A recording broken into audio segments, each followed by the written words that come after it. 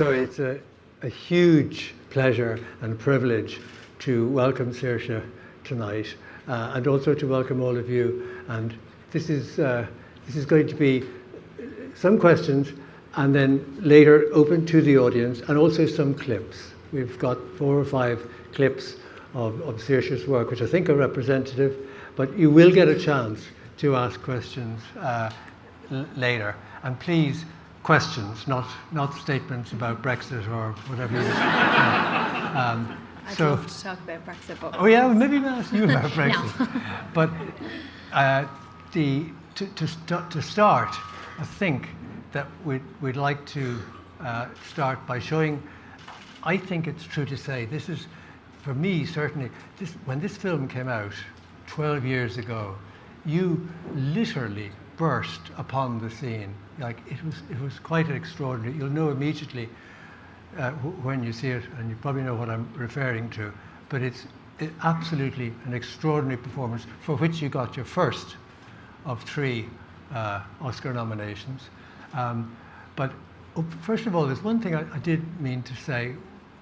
We know that you've worked with so many A-list top directors. You've worked twice with Greta Gerwig, you've worked twice with Joe Wright, you've worked twice with Wes Anderson, and you've worked with Neil Jordan, you've worked with Peter Jackson, you've worked most recently with Josie Rourke in Mary Queen of Scots, or very recently, and you've worked with so many actors, so many A-list actors, Kate Blanchett, Kate Winslet. All the Kates. Yeah, who? All the Kates. All the Kates. I only work with Kates. Kate. And many others.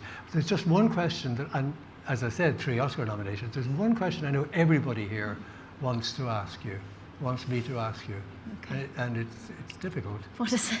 I'm scared now. What is it that you like so much about West Cork? Oh, I knew you were going to ask me that. I just knew it. Well, we drove down today, and I remember my mum is with me, and my best mate Christopher is with me as well. It's just over there. And I promised I'd give him a shout out.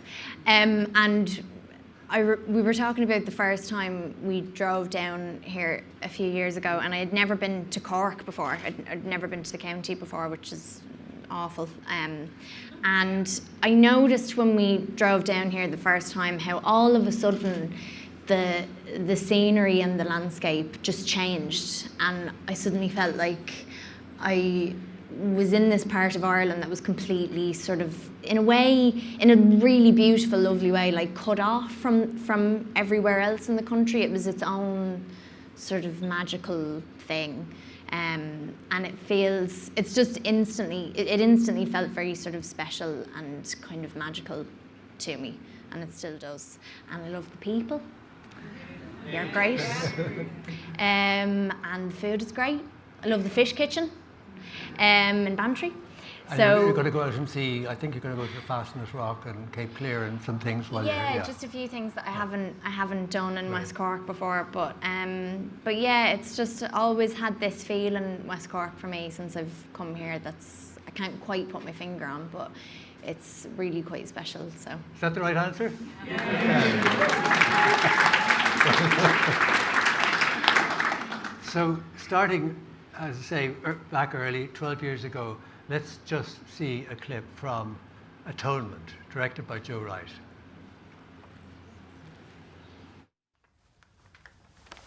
Now, Bryony, what's your play about? Well, it's about how love is all very well, but you have to be sensible. I suppose you're going to be Arabella. Well, not necessarily. In that case, do you mind if I play her? Lola was in the school play. Do say yes. It'd be the first decent thing to happen to me in months. Well, yes, all right. I suppose we should start by reading it. If you're going to be Arabella, then I'll be the director, thank you very much. Sorry. I'm going to do the prologue. Prologue. This is the tale of spontaneous Arabella, who ran away with an extrinsic fellow. It grieved her parents to see their firstborn evanesce from her home to go to Eastbourne. Yes. Nothing. Just thought I'd watch. Rehearsals are private, I'm afraid. You can see the play this evening. I'll have to work then. Well, I'm sorry, Danny. Can we go for a swim now? Yes, yes, yes, yes, yes. No, I don't really think there's time. Cecilia will let us. I'm sure a half-hour break would do us all good.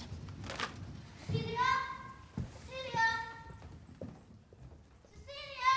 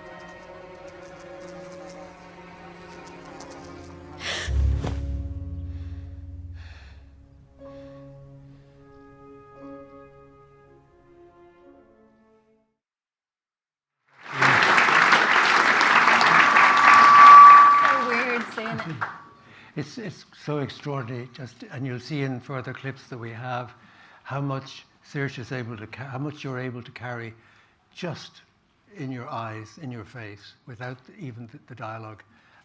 More to come. When you started out, unlike a lot of actors in, say, Britain or elsewhere, you hadn't been to drama school. You were very young. You were 13, I think, when. Yeah, I was 12. Yeah, 12 when I did that, and I had done a couple of other things before that as well. Some TV. Started in the clinic, like pretty much everyone in Ireland.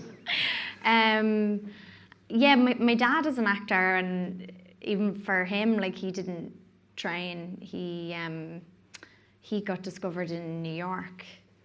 He was a bartender in an Irish pub, and I'm sure somebody in here has heard of Chris O'Neill. I'm sure quite a few people, Yeah. And so Chris basically discovered him and saw something in him and asked him to audition for the Hugh Leonard play Da, and he was like, I don't think he had ever even been to see a play before, and so he thought he was mad, but eventually he went up for it and got it and completely fell in love with it. So he sort of fell into it, and then I was obviously lucky that I had somebody already that had become a part of that world by the time I was born. But it was interesting because Mum and Dad they were never sort of like, okay, go now, go smile, go perform. They never ever did that. And I actually asked to go to the local stage school when I was a kid because just all the other kids were doing it, and I kind of didn't want to be left out. And it just wasn't really for me. It just wasn't. I couldn't make sense out of it in that way. But it was something that I think it was naturally just how I expressed myself was through characters, and even like watching Bryony and stuff, and so many of the characters that I would have played, even now, like, they're loners and they kind of like disappear into their own world a bit, and I think I did that a lot when I was a kid. So I just sort of naturally like acted a lot when I was on my own, not for anyone else's benefit, just because it was just what I did to sort of, I guess, make sense out of things or whatever. That sounds very deep. It wasn't that deep, but that is sort of what I did in a way. And yeah, and then Dad was doing a short film and they needed a kid for it, and he asked me to do it, and I said no because I had to dress up as a clown. And like, you wouldn't ever think that I would have been an actor because I like didn't like face paint, didn't want to dress up as anything, like wasn't into the attention and all that sort of stuff. But he persuaded me to do it anyway. And I did it, and I just, something about the atmosphere of a film set was what I found really intoxicating, and I loved it straight away. So. And somebody sent, I think, a voice tape of you to Joe Wright around the time of casting Atonement. I have a quote here from Joe, and he said, "We met many, many kids for that role. Then we were sent this tape of this little Irish girl speaking in this perfect 1920s English accent. She had intensity, dynamism, and willfulness. As soon as I sat down with her and she started reading, I realized she was an extraordinary talent. Oh, So, and you worked with him again, I know you. I did. How did you get that incredible fluency with accents? I think that's something that is sort of like innate in Irish people. I think a lot, not all of us, but I think like Irish people are very good storytellers. A lot of us are very colourful just in the way we speak. We're very expressive naturally. Even if we're quiet, I think we're good at telling stories. I saw a nod there. Yep, we are. Yeah, and so I think I was just surrounded. I mean, I was surrounded by two very sort of outgoing people who raised me, and they were very colourful, sort of big characters themselves. And then one of them became an actor, and actually Mam was even on stage when she was a kid as well. She was a little tap dancer, and so they both kind of had that in them, and they come from families that are sort of like that as well. And then they moved to New York and they had me there, and I spent the first 3 years of my life surrounded by like a lot of Irish people, but American accents too, and you know, and really I would say like I picked up accents through them and TV. I saw you telly. on TV on a TV show, and you were doing I think 6 or 7 different accents in rapid fire, and it was a line. It was a line that you were actually doing. We are never ever getting back together, and you did it in like Italian and Australian, whatever. I want to ask you. Our motto is "Our village is our screen." In say Scottish accent, "Our village is our screen." Our village is our screen. In wait! You've heard nothing yet. We haven't rehearsed this. I'm springing this in Saoirse. North of England. North of England. Oh, okay. North of England would be like our village is our screen, something like that. Our village is our screen. Yeah, very good. Something like that. North of Ireland. Really, Northern Ireland. Our village is our screen. Our village is our screen. Okay, Australian. Australia. See, whenever I do Aussie though, I go into Kiwi. Because I've spent more time in New Zealand, but our village is our screen. Okay, last. Uzbekistani. Our village is our screen. Oh, yeah. Very good. So I mentioned that you worked again. There were a couple of films after Atonement, but you worked again with Joe Wright in a very different film, which was Hanna.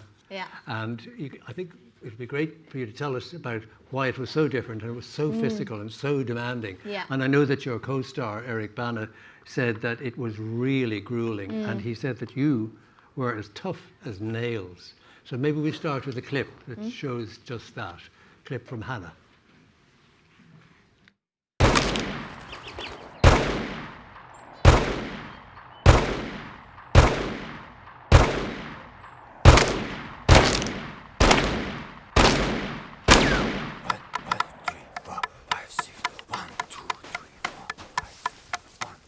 I live in Leipzig, German city. Population 0.7 million peoples. Tell me again. Wilhelm Grimm's house, Steffenstrasse 260, 10559, Berlin. We live at number 7 Weisinger Platz. I go to school at the Klaus Kohl Gymnasium, and my best friends are Rudi Gunther and Clara Schließ. Wilhelm Grimm's house, Steffenstrasse 260, 10559, Berlin, Germany. I like literature and sport, in particular tennis and athletics. We live at number 7 Weisinger Platz. I go to school at the Klaus Kohl Gymnasium, and my best friends are Rudi Gunther and Clara Schließ. I also have a dog called Trudy.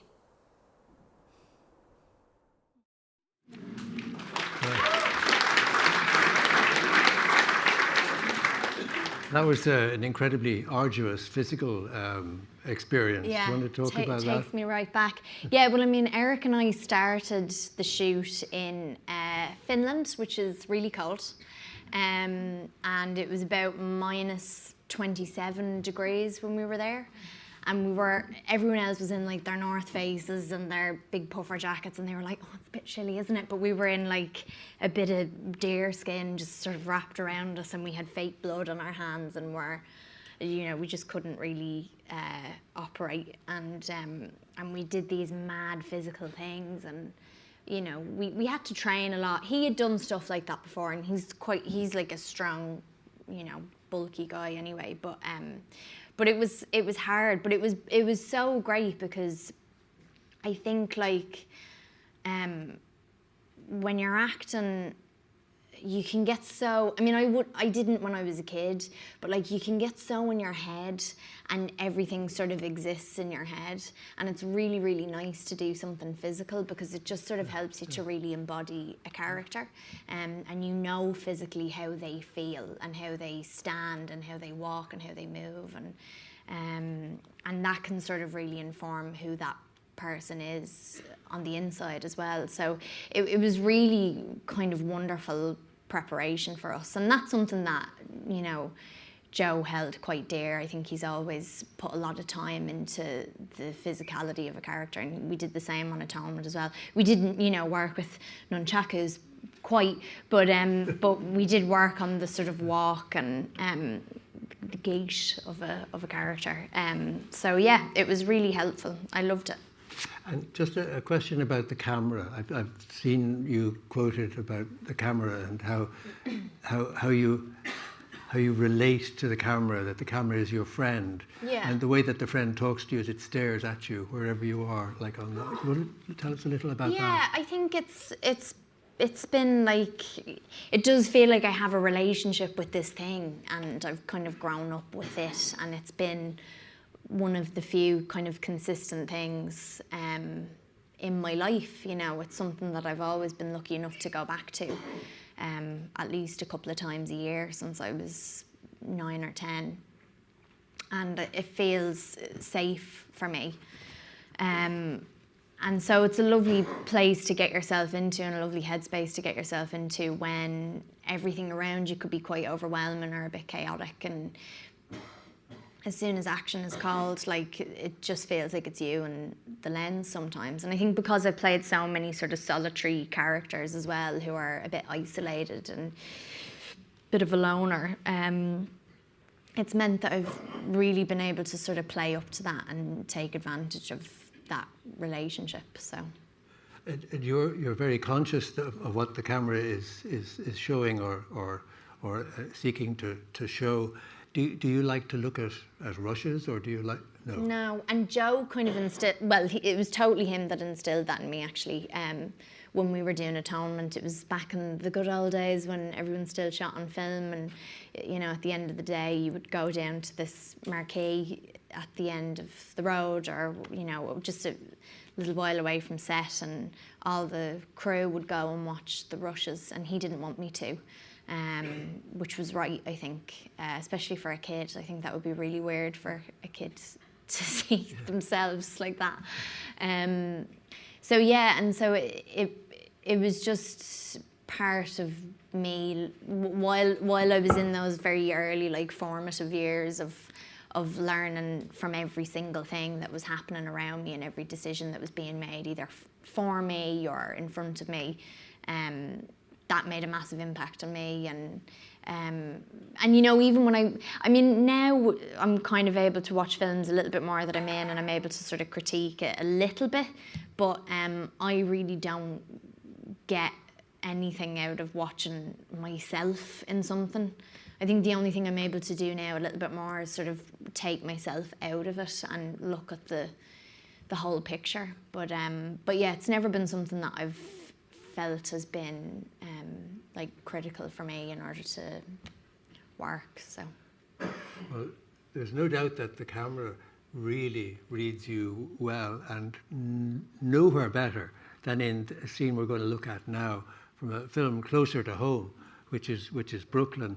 And I think just watch, this is about 2 minutes long, this clip, and there's dialogue, but just watch the moments when there isn't dialogue, and just watch Saoirse's face and her eyes. So we could just have a look at Brooklyn. Watch it now. Anyway, Mrs. Brady has a niece living in Brooklyn. The world is a small place, isn't it? She had a letter from her a couple of weeks back. And what did it say? Oh, only that she'd been to a wedding at the city hall. And her husband bumped into a girl from Enniscorthy who was getting married there. I'm not sure what you're telling me, Miss Kelly. He didn't bump into me. Oh, you can't fool me, Miss Lacey. Although I'm not sure that that's your name any longer, is it? He couldn't remember. Something Italian, he thought.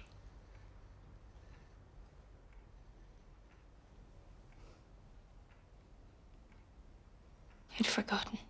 You'd forgotten? What a thing. I'd forgotten what this town is like.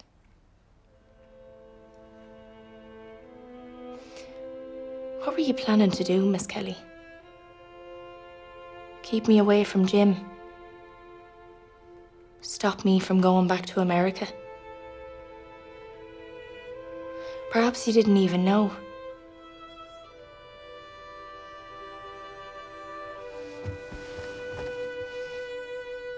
My name is Ailish Fiorello.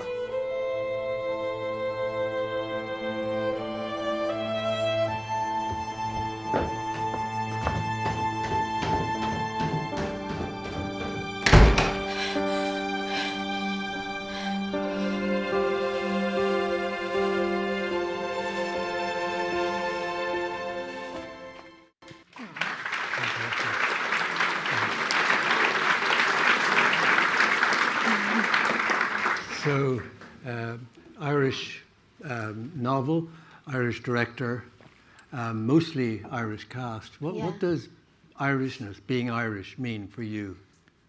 I think it's something that is still evolving. I think, like, your relationship with home is very layered, especially if you move away, you know.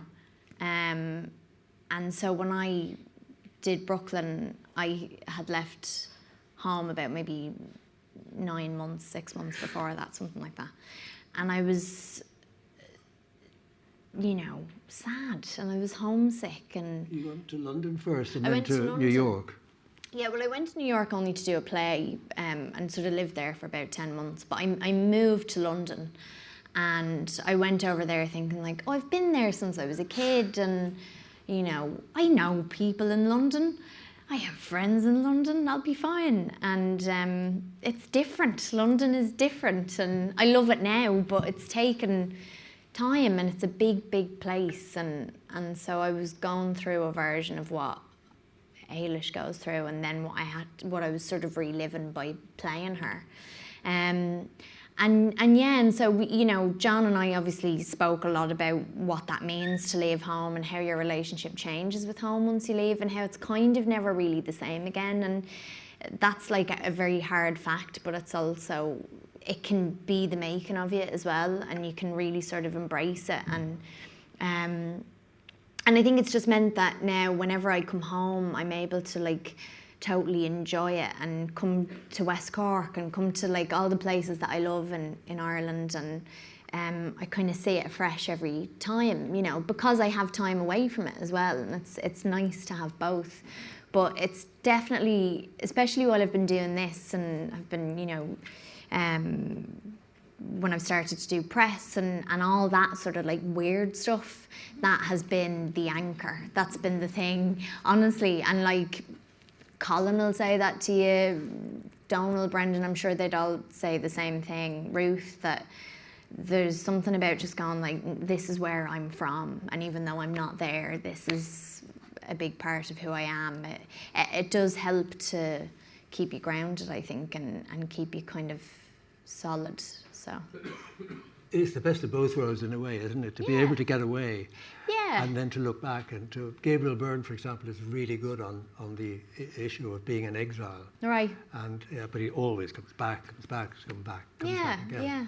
So, We're a nation of leavers. That's what John Crowley said before, and it's true, you know. We're such a small little country, and I think that's why we're able to have such a romantic view of Ireland as well. I think that's why there's like millions and millions of Irish Americans that are like, oh my God, Ireland, it's just, you know, because it's a lovely thing to be able to go away from a place or a person and think about them and romanticize it, and, you know, and I think maybe that's part of the reason why we have these really wonderful storytellers, is that it's like the stories when we're away that kind of keep us going. So You've worked with two, I think, Irish directors, Neil Jordan and John Crowley in Brooklyn, Neil Jordan in Byzantium. Would you like to work on more with more Irish directors or with more Irish stories? Or? Yeah, I would. I absolutely would. I mean, I have one here, actually. Oh, do you have? Oh, great, yeah. We're going to do it right now. And you can't leave. No, I'd love to. I mean, I don't know if Jim's here. Is Jim here? Jim Sheridan? Jim, I don't know where he is, but... No, he can't be here. We'd hear him.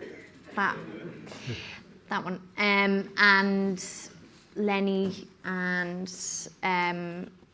Marion Quinn and like all these really brilliant people, and you know, there's a lot of filmmakers that what's really exciting is that there's a lot of filmmakers that I don't even know about yet. There's a lot of filmmakers that are just sort of starting, and I tell you who I'd love to work with is Lisa McGee, the writer. Oh, the Dairy Girls. Yeah, because I think that's genius. Yeah. I think it's so, like that's one of the things that like keeps me going when I'm away. I was away last year doing Little Women, and I was in a very Irish American place in Boston, but I really missed home an awful lot. I'd been away for quite a while, and Dairy Girls just sort of appeared, and it was amazing, and I just watched it again and again and again, and I think that is such a, I don't know if you agree with me, but like taking comedy and taking something that's really serious and somehow giving it this lightheartedness, and then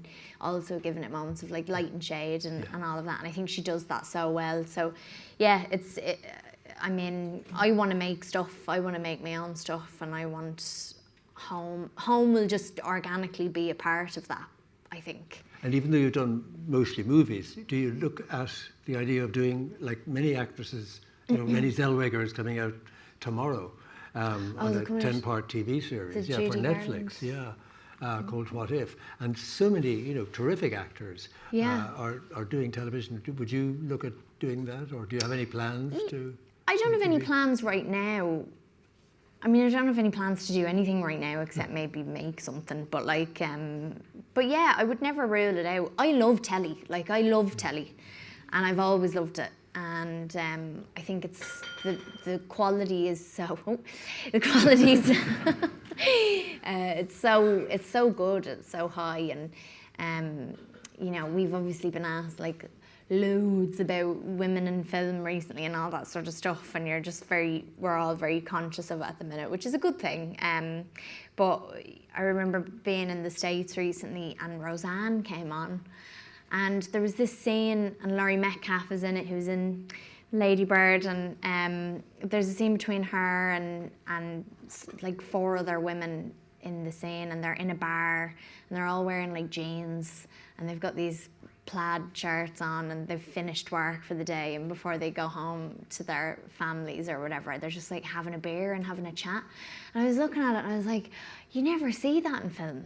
Like, it's kind of starting to happen now a bit, but like TV has always been light years ahead in that respect. So I really, really respect television for just taking chances that I think sometimes are more difficult to take in film. More cable television than network, I think, though. Yeah, although, I don't know, it's sort of everywhere now, but yeah. You mentioned Laurie Metcalf, so that's a good link into the next clip, which is... so if we could have a clip from Lady Bird, please. Your father's company is laying on label right and left. Did you even know that? No, of course you don't, because you don't think about anybody but yourself.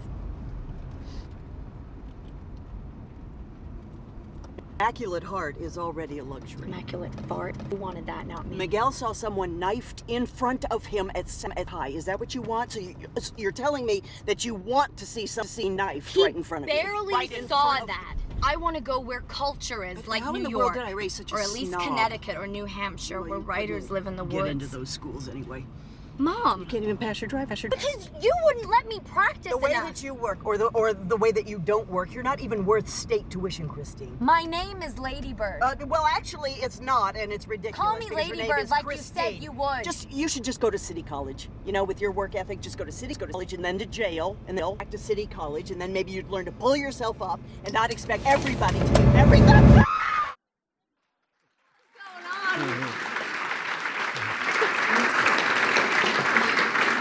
What is she doing? I think everybody here, and certainly I, would love to know just how that scene was shot physically. I jumped out of the car. You did not. Yeah. I'm very committed to my art, John. I do what needs be. I will do what I have to. Was it? No, they had a mat. They had a mat. Did they have a rig. mattresses or whatever? Yeah, and a low loader? they had like men to catch. No, the car was like put on this rig and someone else drove us because we don't do anything ourselves. And they had a stunt mat outside. And that I've seen that movie 3 times. Didn't see it tonight, but I've seen it 3 times, and I just love it. And Greta Gerwig wrote it and directed it. She did the whole thing. She did the whole thing, and I think it's loosely based, or maybe less than loosely, on her childhood or her growing up in Northern California, Sacramento. Yeah. And you obviously enjoyed working with her, and you've worked with her again. You mentioned Little Women, and you co-starring with Meryl Streep and others in that, which she also directs. And she also wrote the screenplay, I think, for Little Women, didn't she? What is the actor-director relationship vis-a-vis working with somebody like Greta? I mean, with Greta specifically, it is kind of like no other relationship that I've had.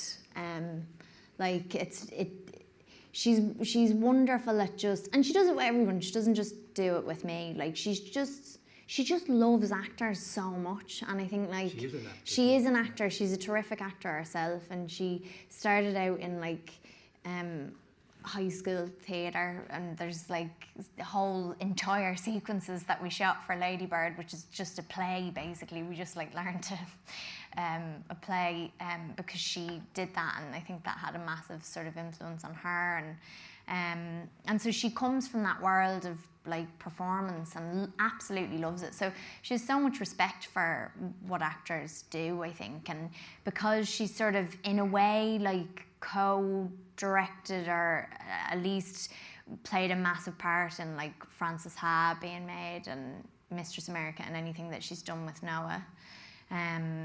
She went into Ladybird technically as a first-time director, but like she's got such an appreciation for the crew and the hours and the mentality of an actor and all that sort of stuff. So she was just so ready for it. I've never seen someone more ready to make their own stuff. So. Does she like to do a lot of rehearsal or does she do any improv or?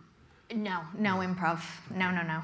And a lot of it seems like improv as well, and it's the same in Little Women, but it's all like, it's like a musical sheet. Like there's beats that have been written into the script, but somehow it doesn't feel like you're a puppet or anything like that. Like you feel, especially with Little Women, more so with that, like the freedom that we had was just incredible, but we also like knew the confines of the space. We knew what we had to work within, and we knew what we had to hit. And she just does so much work on the script in advance. Ice is coming. But yeah, it's just. Anyone like a gin and tonic? Whiskey on the rocks, please. But yeah, she's had an effect on me, I think, as you know, hopefully someone who will get to make her own stuff one day so much, because I've idolised her for ages, and even before I met her, I How did you really meet sort of first? looked up to her. Through Ladybird. Scott Rudin Scott Rudin basically produces everything, so he had produced a few things that I had been in. And he kind of, I think, mentioned me to her, because she was seeing a good few people for it. And she was in Toronto at the film festival, and I was there as well. And she was doing 20th Century Women at the time. So she had her mad red hair, and we met at like 10 o'clock at night, because we'd been doing junkets all day and read through the script, and I thought I had done an awful job on it all, but she gave me the part. So that's how we met. And you mentioned junkets there, and I think earlier you referred to the madness of what has to be gone through in terms of, say, promoting a film. And Ladybird was a relatively small little film that wouldn't automatically have the huge kind of studio thrust behind it. Yeah. So how do you cope with all of that stuff? You know, the Oscar circuit, the Golden Globes, all of the things that you have to do. Well, what's interesting is that you think you have to do it, and then you realise you actually don't have to do it if you don't want to. Like, what I found amazing the last time I was there is that Frances McDormand, she's a makeup artist. Frances McDormand kind of did it all in her own way and won, which I found really amazing, and I loved how she kind of handled it all for 3 billboards. Yeah. She's also in the Wes Anderson, isn't she? With you? Yeah. But yeah, it's like it's absolutely mad. What's mad about it is that, like, you don't know how far it's gonna go, no matter how much buzz a film has. Like, you don't know if it's gonna win the Oscar or not, or if it's even gonna get seen, or, you know, maybe it'll get good reviews but people won't go and see it, or maybe people will go and see it but it was, you know, it bombed with the critics, or I don't, you know, you just don't know. So you're just sort of riding the wave for as long as it lasts, really. And with Brooklyn, it was so surreal, because it was this like tiny little Irish film, and, you know, I kind of hadn't led anything in a good few years and wasn't necessarily like a bankable actor or anything like that. And, you know, John had Boy A and things like that, but like it wasn't, you know, Kate Blanchett and Chris Nolan getting together or something. But that was so surreal when that kicked off, and you just really don't know. So especially if it's a film that you really care about and you really love, it is quite amazing. But, like, you know, it's like 6 months of talking. It's a lot of talking about yourself. Well, I want to ask you about gender inequality, or perceived, and roles, good roles, or the ostensible lack of them for women, female parts. But just to get into that, let's look at the next clip, please.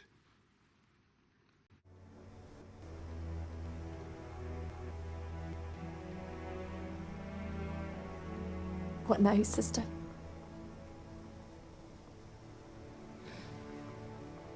You will still have my protection. Under my terms. Until you have me killed? I will do no such thing. Wouldn't you? As Henry killed your mother? I am not my father. But you share his blood.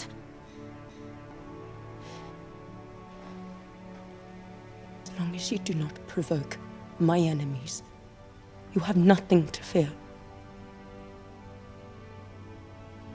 Your fate rests in your own hands.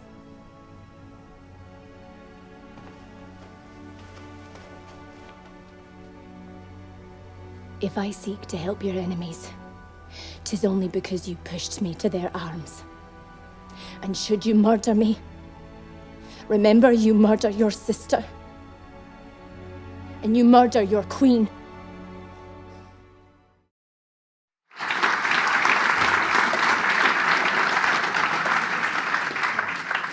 There's two very strong female leads there and a female director. Have things changed in recent years in terms of gender equality, opportunities for female actors, female directors? I mean, I think everyone's absolutely terrified now to not have it be as sort of balanced as possible, which is good. Like I've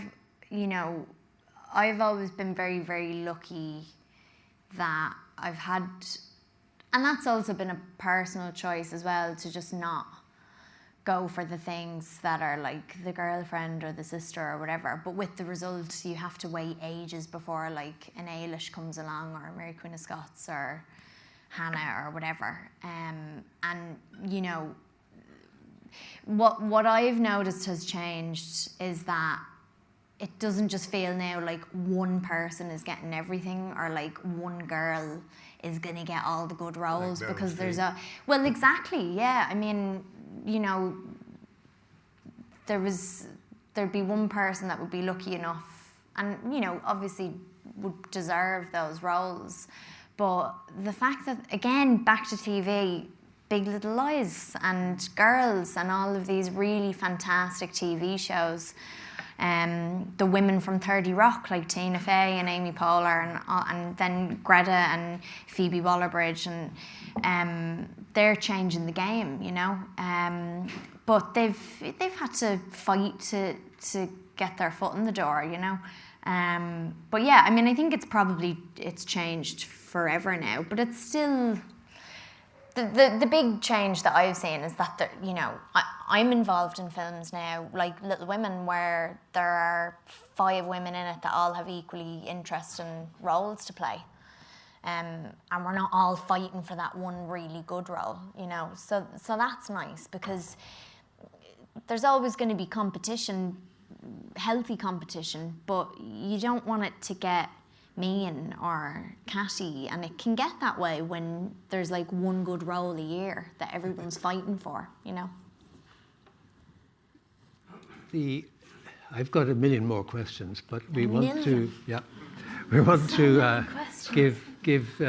give our audience a chance. So just if you want to be thinking about questions you might like to ask. Not statements now. Not statements now. Thank you. Just questions.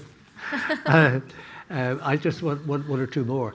When a script, you must read, or at least your agent must receive many scripts. When you get a new script and an offer, what other things, apart from the quality of the script, or indeed in the script, what are the things you look for, and what other aspects would inform your decision to take a part? I mean, at the heart of it, it is just down to like whether there's something inside you that's sort of ignited when you read a script, and you just sort of, like when I came to West Cork for the first time and I went, oh, I don't know what it is, but I just love this place, and it's kind of the same when you read a script. But you know, there could be certain people that you want to work with. I think for me, I don't want to repeat things too much. I think my taste is always, like everyone's, your taste is always changing. So like the kind of films you want to be in, the kind of characters you want to play might not match up to what you wanted to do a few years ago. And I know, like for me, playing Mary Queen of Scots, that sort of, I was with that for so long and sort of felt like I was kind of in development with the film from 5 years before we actually shot it. And I got a taste for that, because I think when you've got that kind of relationship with a film, you'll sort of just do anything for it. So you know, my agent kind of looks out for things like that now, that maybe books that have come out that are being turned into a screenplay or whatever. But really it's down to the people, you know. And you could have the best script in the world, but for me, like, if it's going to be with a director who I know is really, really difficult, then I just don't think it's worth it. And you won't mention any names in that context? No, well, I've been very lucky. I haven't actually worked with anyone who's been that horrible, director-wise. So, a bit, yeah, a little bit, no. No, I've been very, very lucky, but I know of them.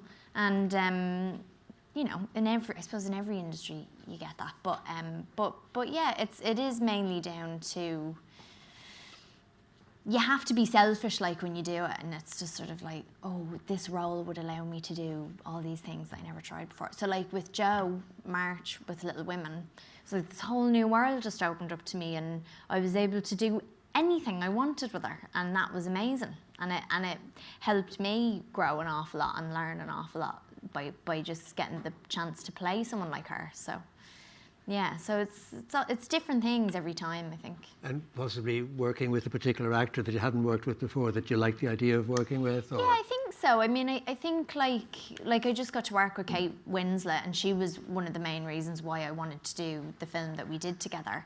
But at the end of the day, like, the director is the most, they can make or break a film. Like, an actor can be a nightmare, but like, who cares? But a director sets the tone for the set.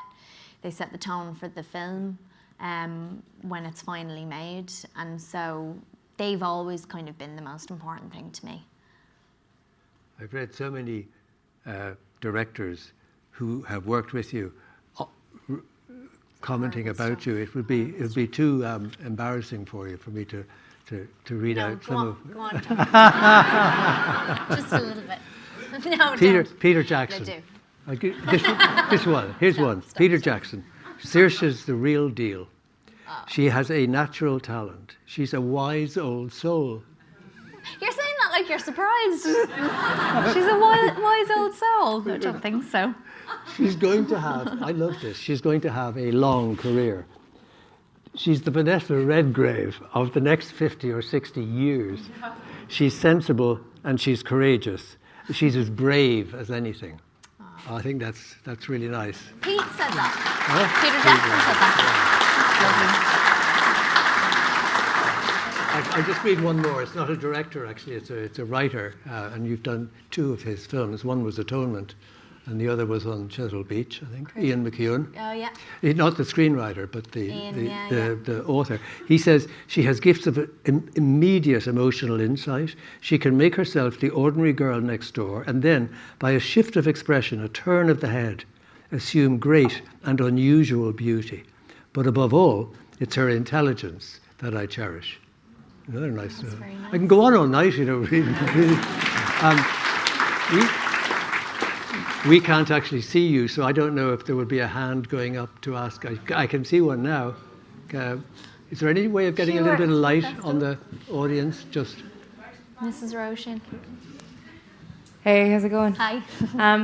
I have a quick question as to what advice might you give a creator or director who's trying to establish a new relationship with an actor or an actress?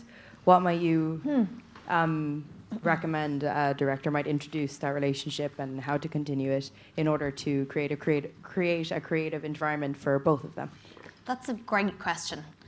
I think one of the things that is invaluable to an actor when they sit down in a rehearsal room, especially on a film, more so on a film than in theatre, I think, is just for the director, like, it's a very nerve-wracking thing for the director, obviously. Everything is sort of on them at the end of the day. But for them to just ask the actors, like, how do you like to work? I think that can be really helpful, because even if you end up not really working in that way, it's nice to go in initially and feel like everyone can be open and you can feel like it's collaborative. And I think there's and not many really great directors master it, where they're like a really great parent, I think, where they give you rules and some boundaries and structure, but then within that they just kind of go, okay, go, and they don't get in your way. And I think a really great director knows not to get in a really great actor's way. So you need to be able to read what each actor needs. And every person is going to be different. And every actor, not too much, but every actor, whether they're Meryl Streep or me or anyone in here, they need to be told that they're doing well, because they're so insecure and they'll never not be insecure and they'll never think that they're good, really, even the ones that say that they think that they're good. So that's important, but it is a balance. But I would say, like, going in on the first day and sort of like, and another thing as well, it's all in rehearsals really, but like having a plan for rehearsals, like have a schedule, do you know what I mean? Like for the first couple of hours, we're all just gonna have a chat, and then we're gonna read through the script for the rest of the day, and then tomorrow we're gonna get the scenes up on their feet or whatever. And I think we're basically children, so we just need to have structure, I think. That's a very good question. Thanks. Yes. Yeah. Hi, Saoirse. How are you? Hello. I've been asked to ask you by my son, who's doing his Leaving Cert at the moment. Brooklyn is on the Leaving Cert course at the moment. I Yeah, heard. absolutely. And they're very conflicted because they want to know whether you think there's an optimism. The New York Times said that it was the most conflicted part of the film, whether you were going to go back to America or whether you're going to stay with your Irish lover. So they want to know, because one of the questions that's going to come up in the Leaving Cert, it appears this year, is this technically cheating? The general vision and viewpoint. Do you think it's a positive viewpoint, or do you think that she embraces the newness of New York, or that she? So basically, do you think that it's a positive film, or whether it's got a negative aspect to it, Brooklyn? It's ultimately it's a positive thing. I don't think it's sugar-coated. I think what Brooklyn is trying to say is that when you grow up, or when you start to grow up, decisions and choices aren't as easy as like, I want to do that thing or whatever. Like, there's so many different avenues that you can go down in your life, and what I found personally to be the most empowering thing for me playing her was that when she realised that she had a choice, and she could make that choice, and that could be great, and she could have a lovely life if she made that choice, or she can have this choice, which is a little bit scarier, and maybe she'll have a lovely time doing that thing as well.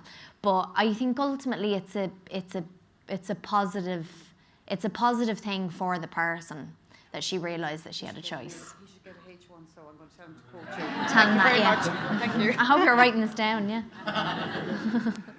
There's somebody just in front of you. We can't see, so we can't see hands.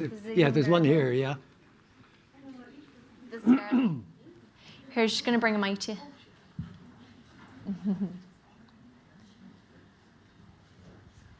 Yeah, I just want to ask, like, when you're filming and you get like a schedule and things, and if you know you're coming up to a certain day or a certain schedule where you're filming really emotional scenes, do you have anything that you do in preparation for that, or just throw yourself in? Another great question.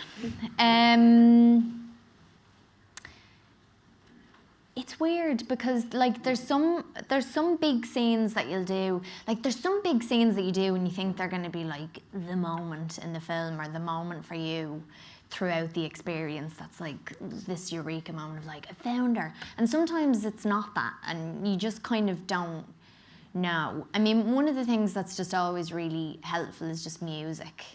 And do you act or yeah you do? Yeah.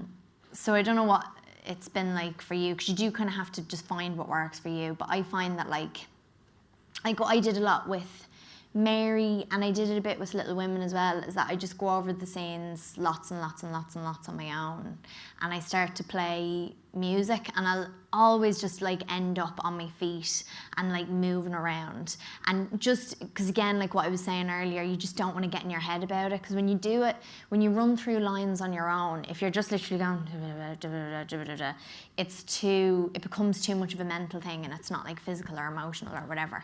So I find that like that helps me an awful lot. But I also think, and maybe you've had this as well, when you know that something is like a big moment for your character, there's just adrenaline that takes over as well, and that can just make you really emotional. And I know like adrenaline just makes me cry. So it's good, that's worked out quite well. But yeah, I find that like that's something that keeps it really buzzy for me, is that like there's a build up to it, you know. So thank you.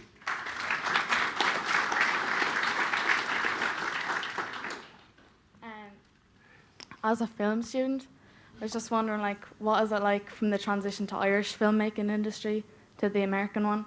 Because, like, obviously the dream is to go big in Hollywood. Yeah. Well, I sort of did it in a bit of a weird way because I did the clinic, and then I kind of went to the States, and I don't know if Roz Hubbard's here tonight, but there she is.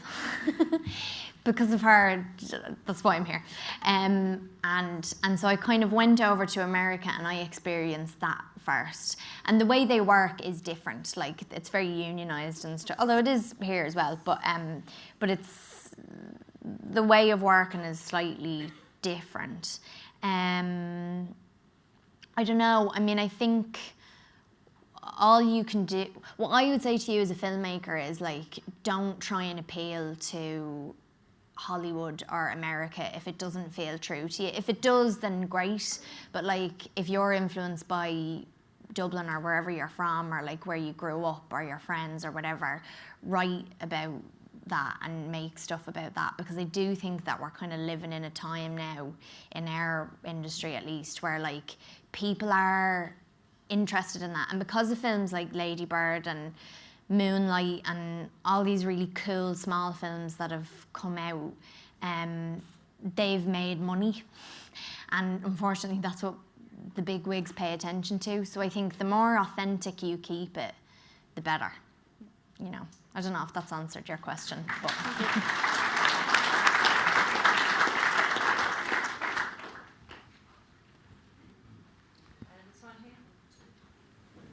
Hey guys, I was just wondering, how do you not dwell on a take that you feel hasn't gone well, or how do you kind of get past it, if it's possible?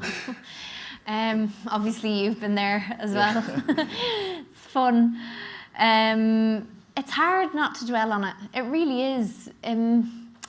Like, if I really don't think that I've done my best, or I just ruined something, it could take me a couple of days to get over it, I'm sorry to say.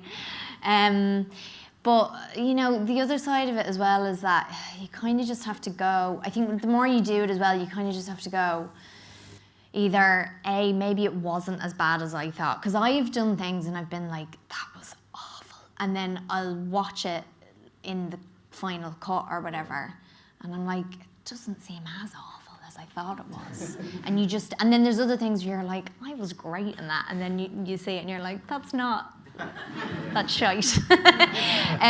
So what I've realised is that I have no idea what I'm doing. but I think if you're an actor, it's just going to take you, because you're emotional and all that sort of stuff, probably it's just going to take you a while to get over it. But one of the things I'd say is that, like, because you're going to be going in again the next day, hopefully you kind of just have to go, okay, I've done that now. If you trust the director especially, you just have to go, I'm leaving it with them, and they'll make the best out of it that they can, because they won't want to ruin their film either. And you have to just kind of move on, because otherwise you're affecting your future work, do you know what I mean? You're affecting the next take, because you're still in your head about what you did yesterday. So it's kind of more responsible for the rest of your performance and for your character and for the film to go, all right, that's done now, and I'll move on, you know?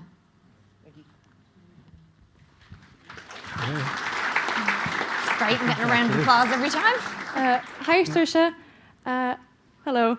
I'm Charlotte Cleary, and I'm here representing the short First Disco this week for our amazing director, Helen O'Reilly. She wrote it and directed it, executive produced by Jim Sheridan.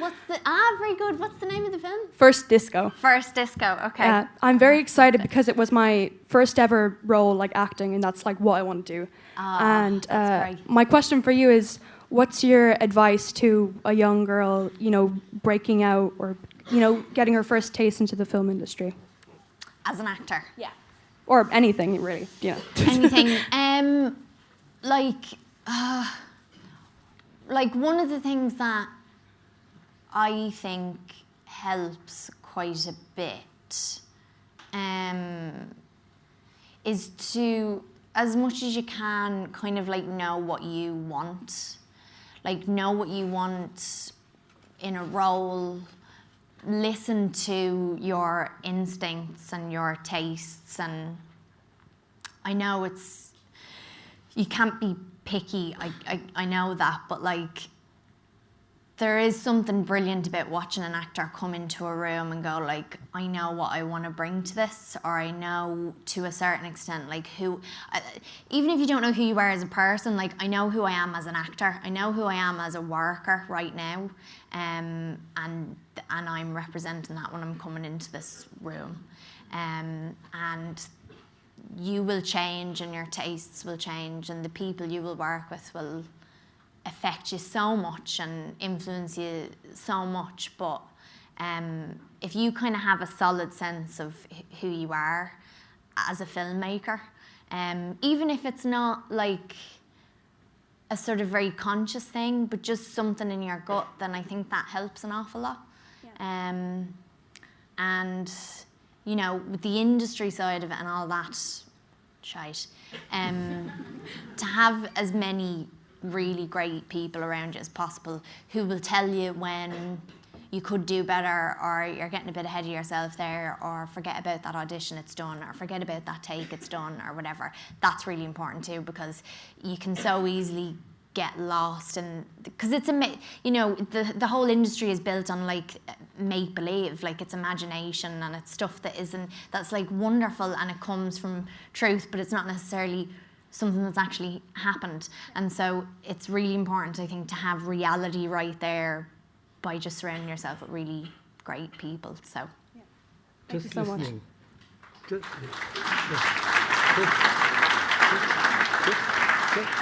Just listening to Saoirse there, so sound, so solid, so wise. I just recalled something that Keira Knightley said. I read it somewhere, or saw her saying it in a clip on television during the making of Atonement. Keira Knightley said, like, if we ever had a problem, if it was anything that was really, really worrying us, personal issue, whatever, we just went and asked Saoirse. 13 years old. Agony aunt. You haven't changed. You still have that capacity. Are there any? I just pretend that I think I know everything. I actually don't at all. Have we one last question, maybe? Yes, somebody here. I've got the mic here. Oh. Yeah, I've got the mic here, if I can ask. Oh, there you are. Yeah. Hello. Who's there? You mentioned, how you doing? You mentioned New Zealand earlier, and I think 10 or 11 years ago we were both working in Stone Street Studios in Wellington at the same time, but on 2 different shoots. Were you on Avatar? I was, yeah. And at one point I was asked to bring a stunt harness over and get you into it. And I brought it down to you, and I just remember thinking, Jesus, she's tiny. I hope she doesn't slip out of this. But what I was going to ask you is, do you enjoy the idea of physical storytelling through action? And is that something you'd like to do more of, or is it not really your thing? Or? No, I would love to do more of it, because I haven't done it in so long. Like, I haven't really done it since... hello again, by the way. Thanks for the harness. It's a perfect fit. Thank you for not slipping out of it. That's okay. Yeah, that's okay. Yeah, I'd love to do more of that, because yeah, the last few roles I've played have been very like heady, like thinkers and stuff. So yeah, it's just fun to do that sort of stuff. And I've just found, like, as I was saying, like, even if it's not like an action film, I've just found that like physicality and movement, not in a sort of, you know, wanky way, but like it's really helped me to just, I don't know, whenever I've done it, I've kind of gone, oh, there she is, and I've got a sense of whoever it is that I'm playing. So yeah, I'd love to have more of an opportunity to do that. I'd love to do another. I've got to say, I thought you were incredible in Hanna. And Thank I'd love you. to see you do something else like that again. There's a bit actually in the montage that you saw where Eric and I are doing chin-ups, and they're like... Who was lifting you? What? Who was lifting you? A harness. You weren't there though, where were you? I didn't know where you were. But I looked at it and I was like, God, it looks so good. But they painted out these wires and I was literally like... and they just painted it all out. I didn't do any of it at all. And when you were shooting, did you hit all those targets? No. No. Not at all. We have to draw things to a close, but before we do, And I obviously, on your behalf, would want to say thank you so much for a really enjoyable and incredibly informative and entertaining experience tonight. But we just have one little surprise. It's not a harness. Like Ciara Knightley behind the curtain or something. Ciara, come on out, Ciara. This is the we like in the Fastnet Film Festival to do some new things each year, and this year we agreed to introduce for the first time an award, a special award, which is going to become an annual feature. This year there'll be just two given out. And the very first recipient of this trophy for outstanding contribution to the world of film is going to go to our guest tonight. That's lovely. So this is a surprise. I didn't know that. Thank you. I absolutely love it. Don't say anything rude. I won't. Thank you. Thanks for coming. I saw this in Pauline's office up the road, and I was like, oh, that's really nice. I'd love that for the house. I thought it was like an ornament or something. It's so lovely. It's designed, some of you, and many of you may know, it's designed by local artist and sculptor Pat Connor. Oh, wow. It's absolutely beautiful. Thank you. So it's called, yes, it may get called another nickname in time. It's the shape of it and all of that. I won't say anymore. But it is called, we call it the Fastnet. So, thanks for coming, everyone. Thank you so much. Well done. Thank you. That was absolutely fantastic. Really nice. I love this. Thank you so much. Hold it sideways. Yeah, I know. I love it.